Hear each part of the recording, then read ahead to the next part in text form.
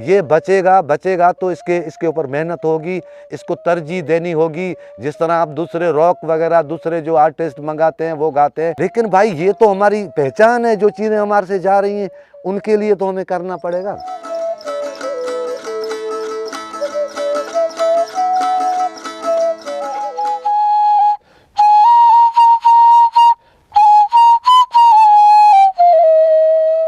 40 साल से मैं ये बोरिंडो बजाता आ रहा हूँ। मतलब ये मैं अभी तीसरी जो नस्ल है उसमें मैं बजा रहा हूँ।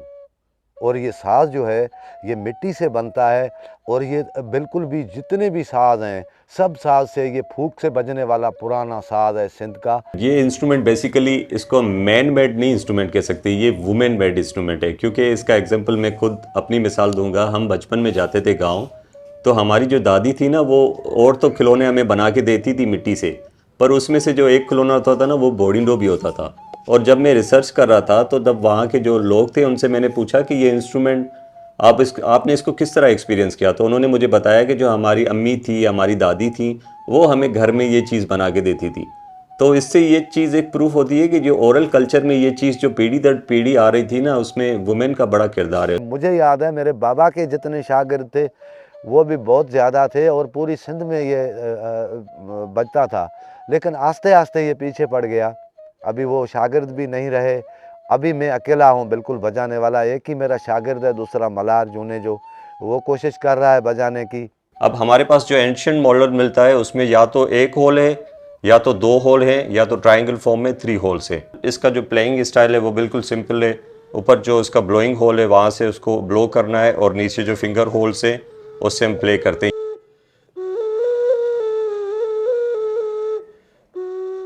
जो पुरानी हमारी मौसीकी हज़ारों साल जो पीछे हम जाएंगे तो उसमें सुर थे ही 3, सा रे गा मा पे ये ख़त्म हो जाता था।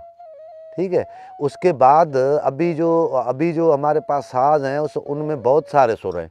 उनके साथ इसको लेके चलने के लिए भी आज से 20 साल पहले मैंने इसको जो है 7 सुर पे बना दिया है।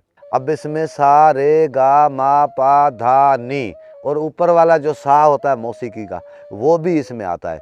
यानी अभी ये कंप्लीट है। अब ये हर सुर के साथ बज सकता है। जैसे ये मैं आपको अभी इसमें देखें आप कितने सुर आपको आ रहे हैं।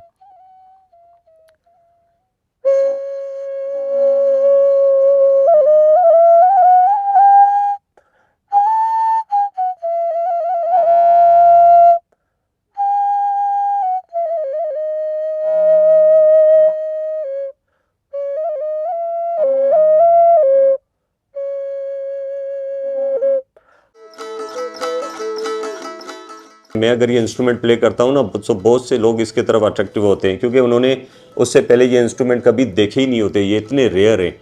ये क्योंकि डिजिटल मीडिया की वजह से अब जो यंगस्टर हैं वो इनकी तरफ बहुत मुतवज्जा होते हैं ना, कि ये कौन सी चीज़ है जो आप बजा रहे हैं, दिखा रहे हैं। कितना बड़ा कराची है, उसमें हर रोज़ प्रोग्राम होता है, उसमें ये साज़ क्यों नहीं शामिल करते हैं। ये साज़ सिर्फ आपको मिलेगा, आप जाएंगे नंगर पार कर मंदिर पे कोई बैठ के यूसुफ फ़कीर गा रहा है अपने उस हारमोनियम पे। यानी ये इस तरह से लोग जाके बचे। वहाँ लोग कभी कभी जाते हैं, ऐसे समझो कि जैसे कोई अजायब घर में जाके देखे। ऐसे सिर्फ गवर्नमेंट सिंध जो है वो कोई इवेंट करता है तो उसमें बुलाते हैं, या शाह अब्दुल लतीफ़ भिटाई का मेला करता है उसमें बुलाते हैं, या कोई हैदराबाद में कोई ऐसा मुख्तसर होता है।